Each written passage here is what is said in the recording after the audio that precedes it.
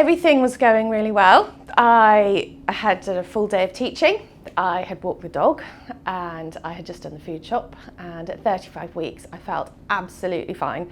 I was getting ready to just settle down for the evening and have my dinner, and then I noticed that suddenly my entire body had just swollen and I didn't recognise myself at all. I went straight to the hospital because it was just so bizarre, out of nowhere with no warning. And whilst being sat in the waiting room, I started this headache. And to call it a headache is an understatement. And without scaring people, so that's the last thing I wanted to do, it was the piercing pressure at the front of my head, and the sensitivity to light and sound is something I will hopefully never go through again. But that mixed with the fear of feeling like something is taking over your body and you are entirely out of control of it.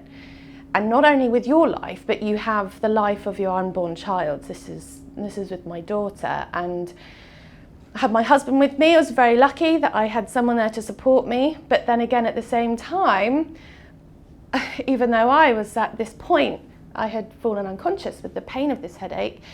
My husband saw the whole thing, and he just sat there watching a room full of doctors and nurses trying to find a vein for magnesium sulfate. I started to come around a little bit because the noise had woken me up, and I just remember thinking, if I don't let these professionals take over and be in charge of me and my daughter, if I think I can do this on my own, I won't get out of here, because this is beyond me. And as a self-confessed control freak, that took quite a lot.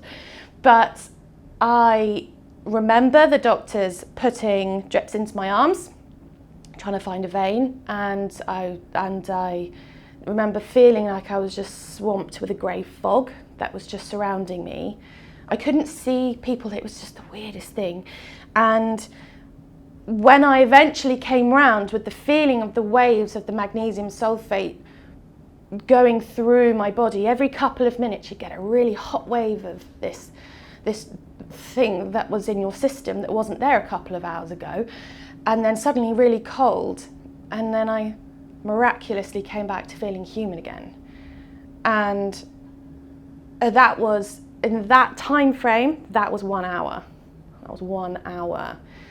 And I don't think what happened if I decided to go on a slightly longer dog walk, or I decided I'll just unpack the food shop first before going into hospital.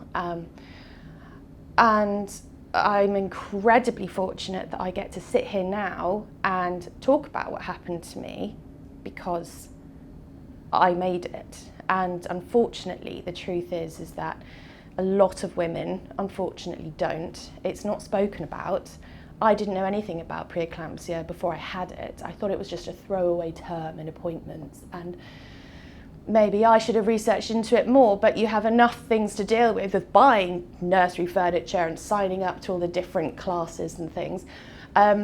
I'm also even luckier to say that my daughter also made it. She was low birth weight, premature. Yes, that was terrifying.